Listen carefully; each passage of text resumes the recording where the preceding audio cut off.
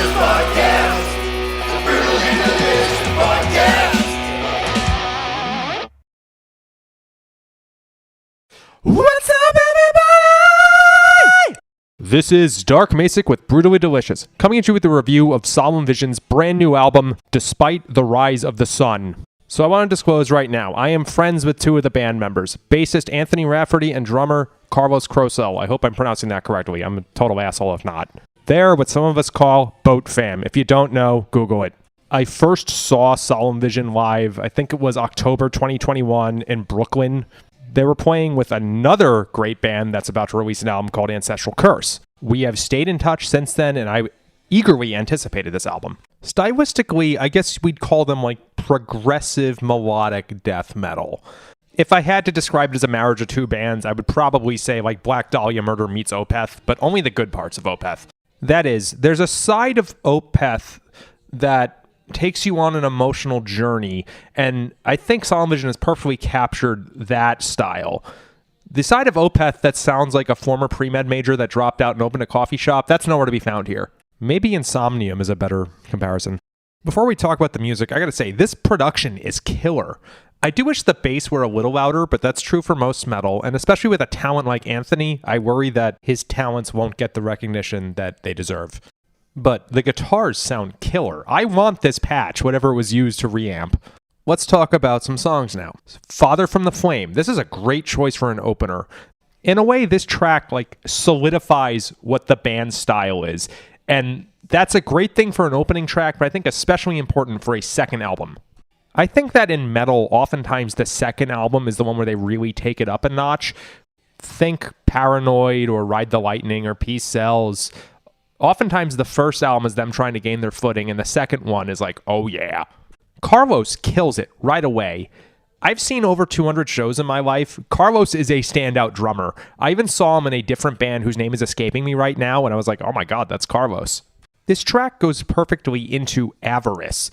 I was wondering to myself, is this a really long opener? And then noticed it was the next track. So it actually took me until my second listen of the entire album to notice this. A Debt to the Wraith. This was a standout on both listens. The chorus, I guess you can call it that, is both catchy and clever and brutal. It's hard to mix all three of those. There is something resembling gang vocals here.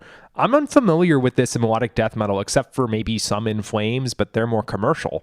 It grabbed me right away, and that's a feat for an extreme metal genre. There's a great guitar solo on this one too. What a track. Last thing on this song, the ending chord has a total James Bond vibe to it. Listen to it and tell me I'm nuts, please. Bane to the Benumbed. Great intro here, and just a generally wonderfully written song. There's a really neat part with whispered lyrics. This is not paint by numbers. You can tell there was a great deal of effort that went into this. They were clearly going for a vibe. I think it's a haunting vibe, and they worked towards that instead of just, hey guys, what riffs do you have? I try to avoid cliches like this, but this song is a journey. They vary up the drums a lot. The intensity changes definitely move you in a way.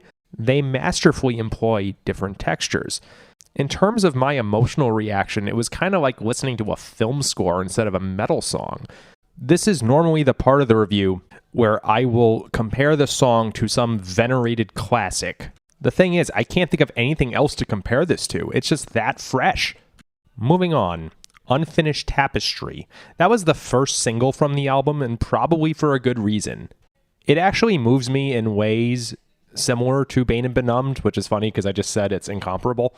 If you ask me, that is a great sign. That is the band establishing their own sound. Last but not least, Cerebral Labyrinth. This was very rewarding on a second listen. It's another one of those emotional adventure songs. I think it's neat as hell that they have 3 of those in a row. The last time I could think of something like this happening is the last 3 songs on Something Wicked This Way Comes by that Insurrectionist band. And even then, the last 3 congealed very well together, but each one was not in and of itself a huge journey.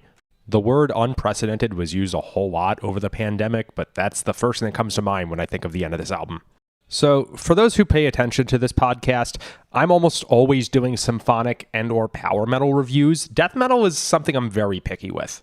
And while I will again disclose that I am friends with 2 members of the band, I walked away from this album thinking, wow, I was not asked by the band or by Brutally Delicious to review this album. It actually just grabbed my ear enough that I thought I could piece together something coherent about a genre that I rarely listen to. Everyone out there listening to this, you owe it to yourself to at least listen to the last 3 tracks in succession. The band is doing a record release show November 2nd in Brooklyn. You bet your ass I will be there. Wonderful effort, guys. Looking forward to it. Rock on.